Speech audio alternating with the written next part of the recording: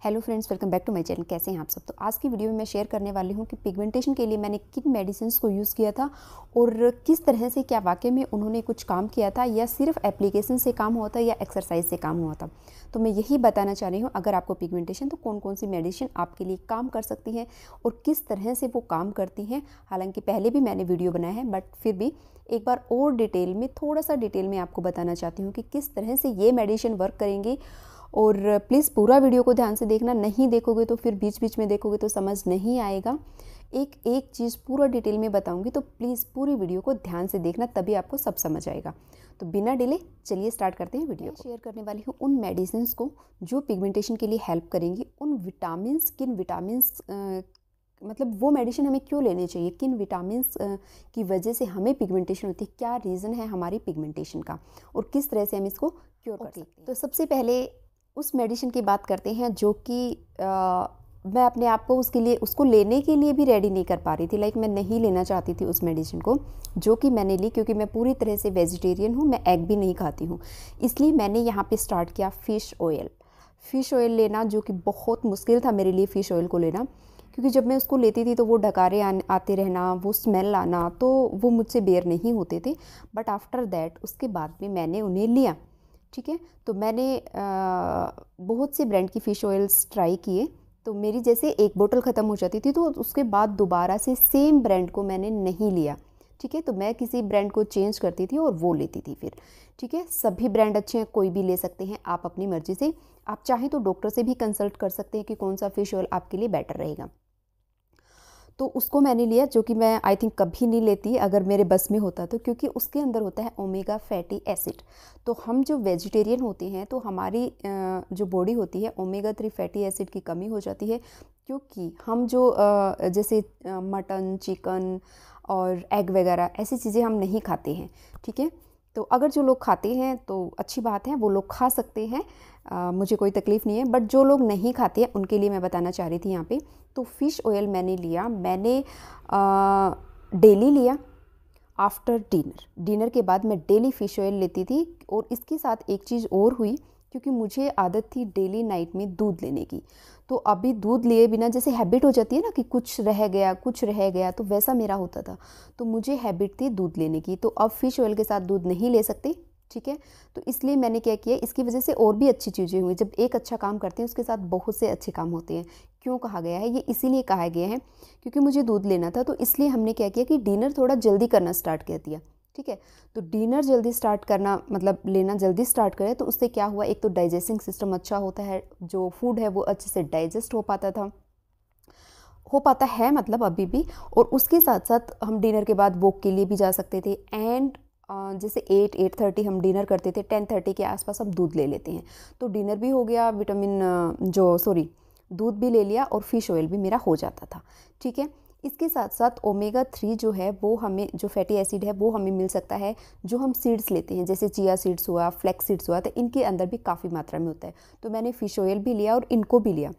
अब बहुत से लोगों को डाउट होगा कि जब गर्मी होती है ना, तो गर्मी होती है तो लोगों को रहता है कि फ़िश ऑयल बहुत गर्म होता है। आप बताइए, जो लोग नॉनवेज खाते हैं वो गर्मी में भी खाते हैं और सर्दी में भी खाते हैं। सर्दी में चलो ठीक है, लोगों के डाउट्स नहीं रहते हैं, बट जो लोग गर्मी में खाते हैं जो भी मतलब नॉनवेज होता है, वो लोग नॉनवेज खाते हैं तो कोई प्रॉब्लम नहीं होती है। प्रॉब्लम वहाँ होती है जब हम उसकी एक्सेस क्वांटिटी देते हैं। ठीक है, तो ऐसा कुछ नहीं है, मतलब मुझे कोई प्रॉब्लम नहीं है, आप एक बार ट्राई कर सकते हैं। अब तो वैसे भी सर्दियाँ आ रही हैं तो कोई प्रॉब्लम आई होप कि आपको नहीं होगी। भले ही आप ऑयली स्किन के हैं, मेरी स्किन ऑयली है, फिर भी मुझे कोई ऐसा कोई प्रॉब्लम नहीं हुई फ़िश ऑयल से। ठीक है, तो आप डेफिनेटली इसको ले सकते हैं। चाहे तो एक बार डॉक्टर से कंसल्ट कर लो, एक बार जाके उनसे डिस्कस कर लो, तो आपके सारे डाउट्स भी क्लियर हो जाएंगे। तो ये एक काम के साथ बहुत सी अच्छी चीज़ें मेरे साथ हुई हैं। ठीक है, तो सबसे पहले था फ़िश ऑयल। तो सबसे पहले आपने वही स्टार्ट करना है, फ़िश ऑयल। तो इसके बाद हम स्टार्ट करते हैं। तो मैंने ना फ़िश ऑयल के साथ चिया सीड्स, फ्लैक्स सीड, इन सब को भी लिया है। मैंने आपके साथ जो पाउडर शेयर किया था, टिल नाउ अब तक मैं उसको ले रही हूँ, डेली लेती हूँ मैं उसकी 2 चम्मच, जो पाउडर मैंने आपके साथ शेयर किया है, और अभी तक मैं ले रही हूँ। ठीक है, क्योंकि कोई ऐसी चीज़ नहीं है जो कि आपके लिए गलत है, क्योंकि ये एक काम न करके बहुत से काम करती हैं। चाहे आपके लाइक हड्डियों में दर्द होता है, जैसे जैसे हमारी एज होती जाती है ना, एज बढ़ने के साथ हमारी बीमारियां भी बढ़ती हैं, तो उन चीज़ों में भी ये हमारी हेल्प करता है। जैसे हमारी हड्डियों में दर्द होता है, कमर दर्द होता है, पैरों में दर्द होता है, हड्डियाँ कमज़ोर होने लगती हैं, इसमें भी ये हेल्प करता है। ठीक है, आई होप कि आपको समझ आया होगा।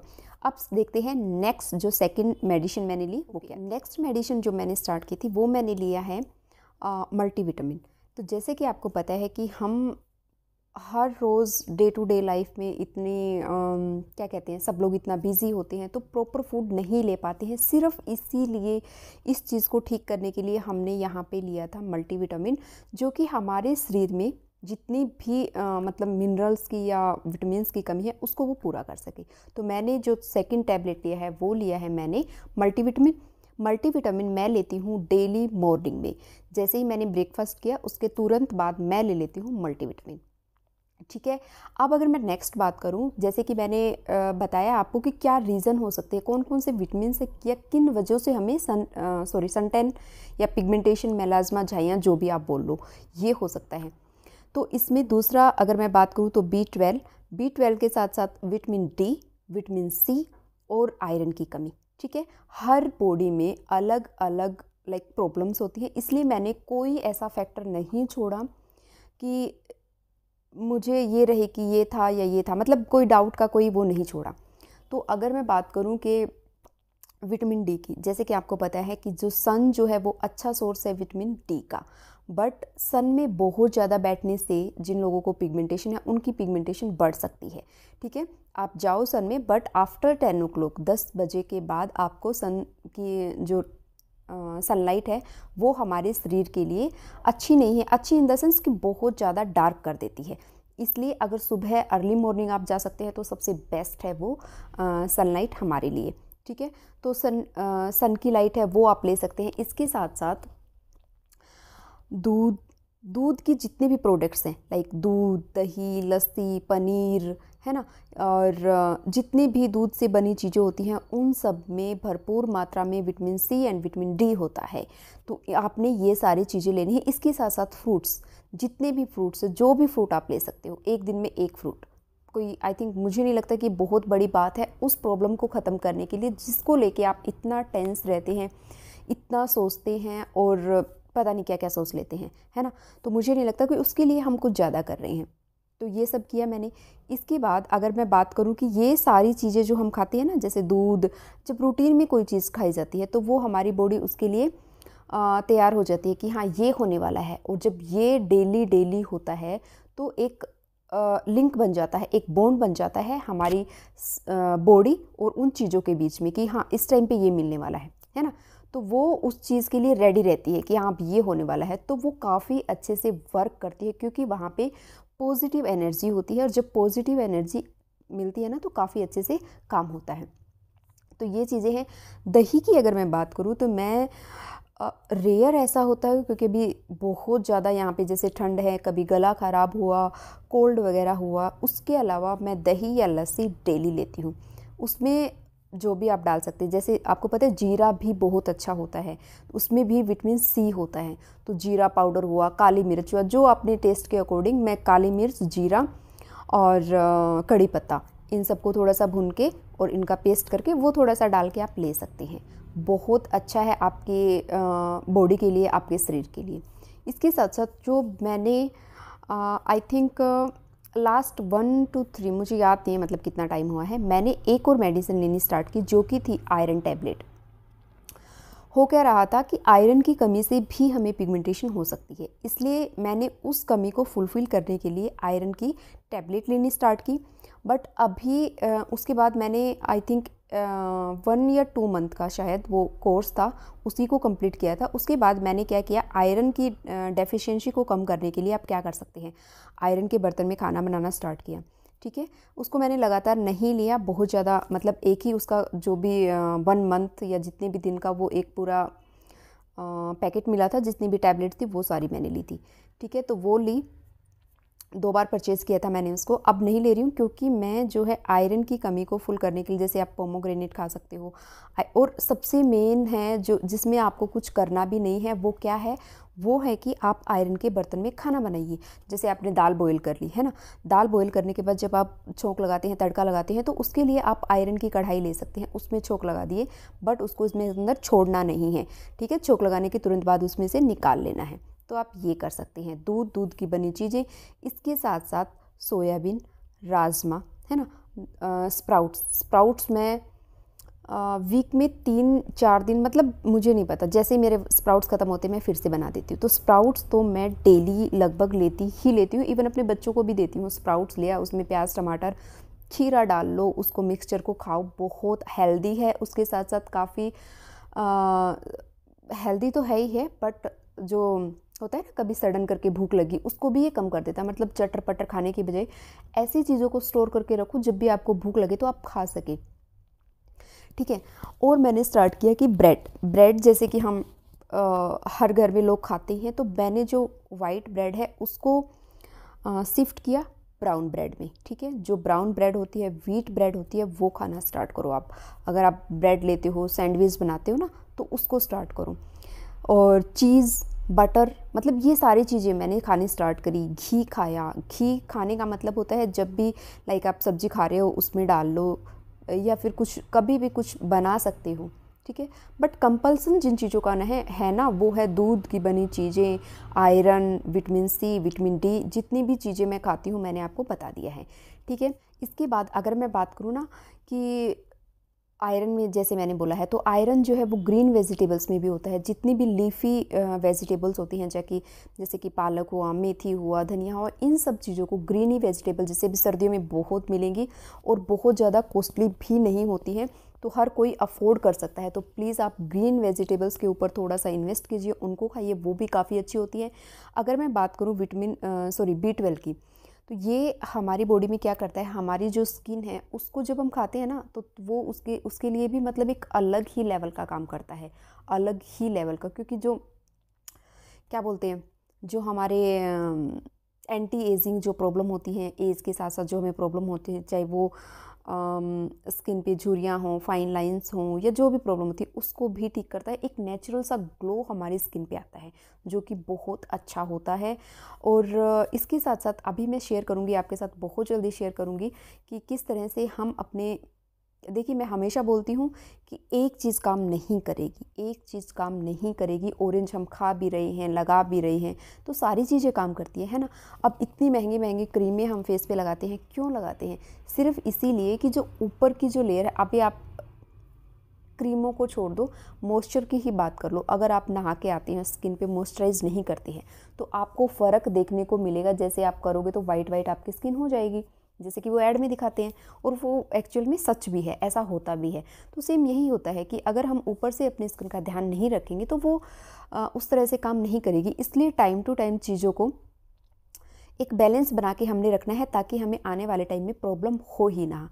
तो ठीक है, तो यही थी आज की वीडियो। जो टैबलेट या मेडिसिन जो भी आप कहें, जो मैंने ली थी, तो वो यही थी। फिश ऑयल लेना स्टार्ट किया, आयरन टैबलेट ली, मल्टीविटामिन मैंने लिया, ठीक है। इसके साथ साथ बस मैंने ध्यान रखा खाने पीने का। ऑलरेडी मैं जो पॉकेट नहीं, पैकेट, ठीक है, जो पैकेट फूड होता है, पैकेजिंग में जो फूड आता है ना, जिसको स्टोर करते हैं, जैसे चिप्स हुआ, बिस्किट हुआ, इनको आप अवॉइड कीजिए। अगर आप चाय के साथ बिस्किट लेते हैं, है ना, तो उसमें आपने क्या करना है कि घर पे बिस्किट बना सकते हो, है ना। आजकल तो जो मर्जी काम हम घर पे कर सकते हैं, बट हम टाइम नहीं है, हम इतना नहीं कर सकते, तो मैं जैसे अभी सिटी में हो जाता है, ऐसे जो लोग हलवाई वगैरह होते हैं, वहाँ से बनवा सकते हो। अगर आपको बिस्किट खाने की हैबिट है, तो आप वहाँ से बिस्किट बनवा सकते हो। वो बिस्किट खाइए बजाय कि ये सब खाने की, क्योंकि इनमें मैदा होता ही होता है। कितना ही बोल ले ये कि व्हीट का ये है, क्या बोलते हैं, बिस्किट है, बट उनमें मैदा कंपल्सरी होता है। और बहुत ही ऐसी चीज़ें होती हैं जो हमारी स्किन के लिए, क्योंकि उन चीज़ों को प्रिजर्व करके रखा गया है, इतने दिन तक रख रहे हैं, तो कुछ तो ऐसा डाला जाता है ना। चाहे हम घर पे कुछ भी बना ले, उसका एक टाइम पीरियड होता है कि इतने दिन तक उसको प्रिजर्व कर सकते हैं, 1 वीक, 10 डेज़, 15 डेज़, उससे ज़्यादा तो नहीं। बट ये चीज़ें सोचिए आप कि सालों साल मतलब किसी का 6 महीने, किसी का 1 साल तक इनका जो एक्सपायरी डेट होती है। तो इसमें कुछ ना कुछ तो ऐसा डाला गया है जो उसको प्रिजर्व करके रखेगा, उसको ख़राब नहीं होने देगा, और वो सिर्फ़ और सिर्फ केमिकल होता है। ठीक है, इसलिए मैं आपको बोलती हूँ कि पैकेट की चीज़ों को खाना बंद कीजिए। अगर आपको भूख लगती है, खजूर खा सकते हैं। हाँ, मैं खजूर भी खाती हूँ, अभी भी मेरे सामने टेबल पे रखा है। वीडियो हो जाएगी फिर मैं दूध और खजूर लेने वाली हूँ। ठीक है, तो मैं खजूर भी खाती हूँ, मैं खुद भी खाती हूँ, अपने बच्चों को भी खिलाती हूँ। इससे क्या होता है, उनकी भी हैबिट अच्छी बनेगी। जैसे उनको भूख लगी, दूध के साथ खजूर दे दूँ, है ना।